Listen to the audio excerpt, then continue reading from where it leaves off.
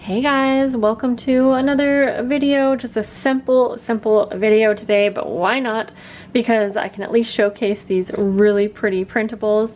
These are from an Etsy shop. I think it's like Luna Rosu. I will have the link below for this exact printable, but all of these are just from one printable. Very inexpensive. I think they're like $3.50. I'm gonna be using these in a journal that you're gonna hear a lot about. I'm making 2 custom farmhouse journals right now, and I made some really pretty coffee dyed papers. So we are gonna go ahead and just spruce these up a bit. We're gonna do it super easy. I gotta put some lotion on my hands. They're super dry right now. It is a nice snowy day. So let's go ahead and get started. I'm just going to, let's see, I think I'm gonna start by just gluing these down. Some simple, not too much glue, because I think I will take them to the sewing machine after this. And so I'm gonna try to get them as close to the edge as I can so that we can just have everything kind of on one sheet, or as much as I can get on one sheet. Now there's some printables like this where it's supposed to look like a ripped you know, edge, and I kind of actually want to enforce that a bit, I was thinking, and actually rip it. I should have just done that instead of cutting it out, but I didn't want to do too much at the time, so we'll just do that. And again, I will ink that up when I go to, or after I sew them. What am I trying to say? It would be cool to actually have the punched pieces too, but that's okay. I'm not gonna try and do all of that. And I actually got a new printer, you guys. You've probably heard of me complaining about my printer issues for, oh gosh, the last year. And we finally bit the bullet, and not for much though, and got a new printer. It was actually only 120 bucks, and I'm so excited. It's the HP Envy 6055, I believe. I'll try to link that below too if you want to see which one I got. And I love it so much. Oh my gosh. I mean, I printed these out using it, and I wish I could show you. I wish I could compare, but the color just looks great. And keep in mind, these are supposed to have a vintage look to them, so this is exactly what they look like, if not better than what I saw on the screen. So, yeah, so I guess I'll give you, that's my little review on my new printer. I will show it to you here in a moment as well if you want to see. So anyways, I printed all of my pieces out on, I'm not doing such a great job at like placing these on here great, but that's okay. Anyways, I printed these all out on like 60-pound cardstock, and I go back and forth between using a white and a tan color because I absolutely love the coloring that you get, especially when you're going for a vintage look, when you are using this is, if you can tell, so it's kind of like a beige, I don't know what you call that, but yeah, so I go back and forth between those 2 colors when I am printing. I'm realizing as I'm gluing these down that these might look nice actually to have a little bit of the coffee dyed paper edging, so I will go ahead and do that for the rest of these. Now I don't know exactly what I'm going to do with all of these ephemera pieces. I don't know if I will be making pockets or what, but we will start by backing them with the coffee dyed paper. And if I'm making a pocket, then they didn't really need to be, you know, they didn't really need the backing. However, it does make it actually kind of nice and extra sturdy, so that's okay. And then it's also nice to just have this prepped and ready to go, especially since, like I mentioned, I am going to be working on 2 journals that are similar. So if you guys want to see, maybe I will do kind of a video series doing all of the prep work for the journals. Now, I don't always do my journals like this. I don't do prep work ahead of time. I usually don't, actually, ever. I think I used to a long time ago, but for the longest time, I just kind of go. I start with the cover, I make all, or I get all of the pages, and then I get to decorating. But whoops, I kind of just wanted to try something new this time, especially since I'm making 2 journals. And I just thought that it might be really helpful to prep this way. So, okay, this is obviously boring and repetitive. I am sitting here talking to you, but I am going to actually go ahead and finish gluing all of these on. In fact, while I'm doing that, you can take a little peek at my new printer and then we'll get back to the next step.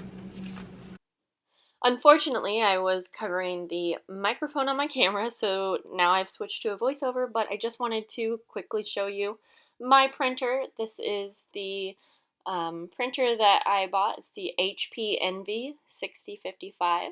It has this little swivel tray here for your paper to come out. And you can see it's simple. It doesn't have a touch screen. It just has a few buttons.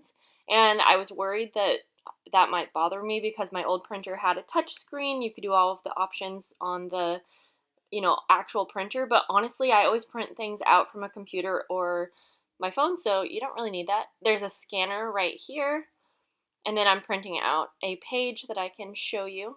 I have my little station here with my little mini printer for photos. And I think I'll keep that. However, I'm going to test out printing photos on this printer as well and see. Maybe I can just do it all in one. That'd be awesome. But here is just a printout on regular printer paper, and it just looks so nice and crisp.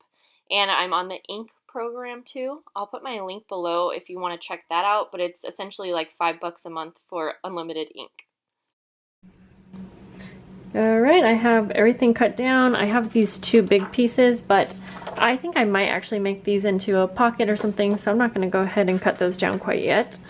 So I'm just now going to cut all of these out. Now, if you are sewing your ephemera pieces from printables, you could go ahead and sew around each one on one big paper if you like. But I'm someone who likes to have all of the extra little strings attached to my ephemera pieces, and so I find that when I sew on one big page like this, I end up trimming a lot of those away. And so I thought I would try it this time, or I thought I would try it this way this time. So I'm just going to go ahead and trim everything out. I guess a few of them I'm leaving a little bit of a coffee dyed border, and a few of them I'm not, and this one's a little overlapping, but that's okay. So I would love to hear down below, when you're working on a themed journal, do you prep ephemera and page ideas ahead of time, or do you just go with the flow?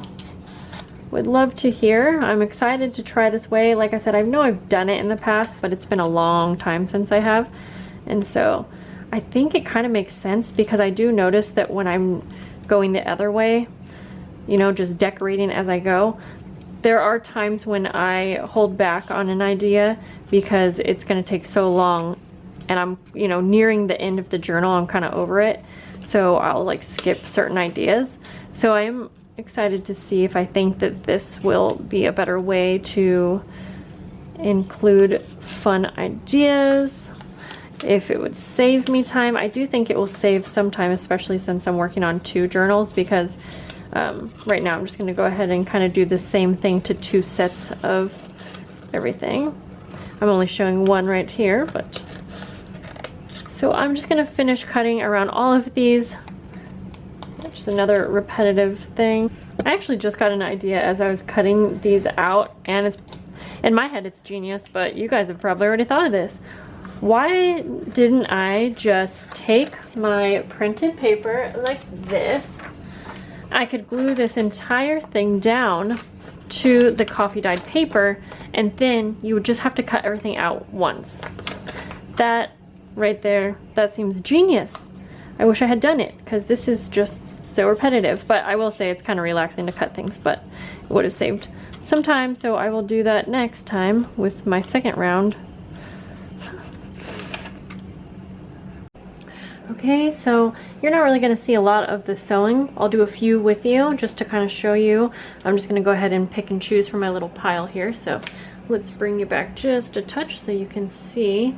And I'm going to start off just doing a regular single stitch, and I'm just going to go as fast as I can around. I always turn,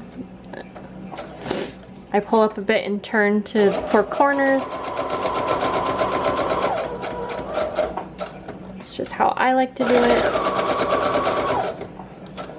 You do not have to worry about it being straight. I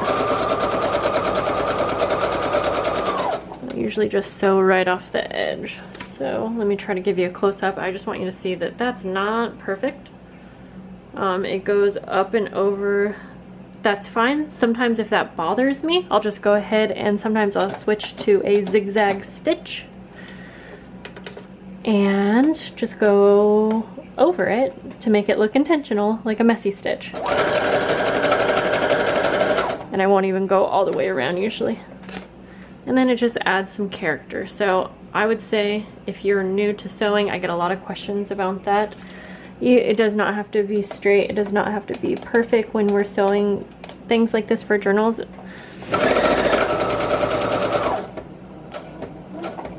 Just do your best.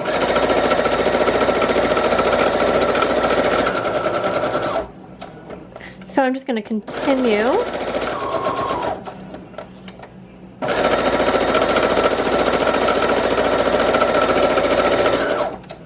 And so again, this is going to be repetitive. I just thought it would be kind of fun to turn on the camera with you guys. I'll show you, I'll do a couple more and then we'll do the final step for now. Again, I might turn some of these into pockets. I might use them to decorate pages.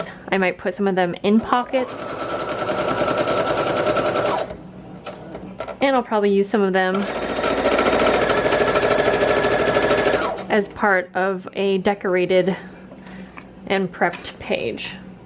So we'll do one more together and I'll do a circular one because those can be harder, I know.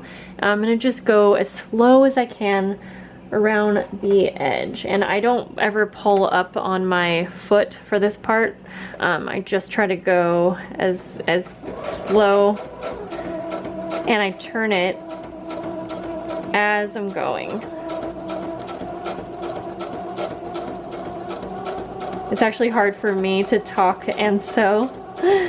So normally, I almost went off the edge there and it's gonna be okay. And if you're really, like I said, if you're really unhappy with how this stitch looks, when it's all said and done, then I would personally go around a second time. So let's see if I can give you a close-up of that. It is hard to kind of see the stitch.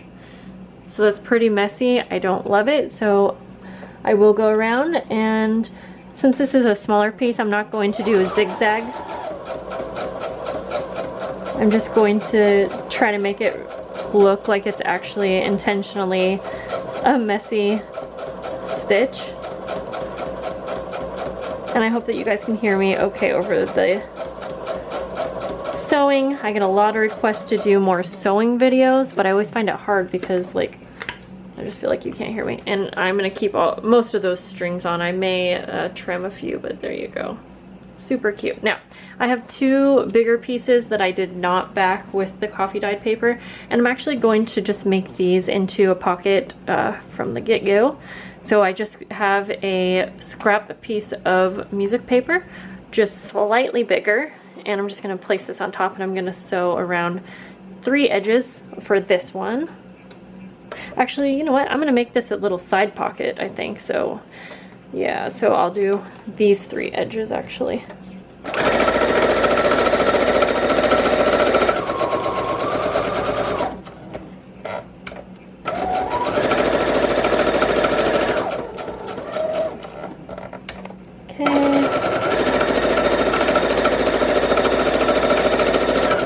And then I'll do the same for that other big one, but let's move on to the next little step just so you can see what else I will be doing to prep these. So I think that these already have so much going for them with the coffee dyed paper backing and the, you know, the sewing detail. So I'm just going to finish off. I'm using my Distress Oxide and Vintage Photo. And some of these, you're not really going to need the ink. It does give it a little extra something, but like this one, since I had the coffee dyed paper around it, it really didn't do too much. So It's going to look really good though on something like this that's really light in color. And I just love how the coffee dyed paper looks on the back. I think this is just a great spot for someone to add just a picture to the back of this, and it can just be ready to go in your journal. It's decorated, or you could have a spot for journaling. I love making ephemera pieces like this. I sometimes get backlash for when I call these things ephemera, because it's not technically ephemera since it's a newer, you know, a newer thing, but that's okay. It is a recreation of a vintage item, I guess. But super fun, and I feel like, yeah, this really just finishes these off so nice. And I think that I'll try to continue and make this just another little video series on my channel here. So if you guys want to see what else I will be doing to prep the journals, so far I only have the covers made, but they're just currently covered in like muslin fabric, so I don't even have the covers made for them yet. So maybe I will show that part. I'm not sure. I might actually base it more on just prepping the ephemera and getting the pages ready. But other than that, if you do have any specific requests for this new video series, then also let me know what you would like to see. And I hope this inspires you guys to try something new. And I'll see you guys in the next video. Bye guys.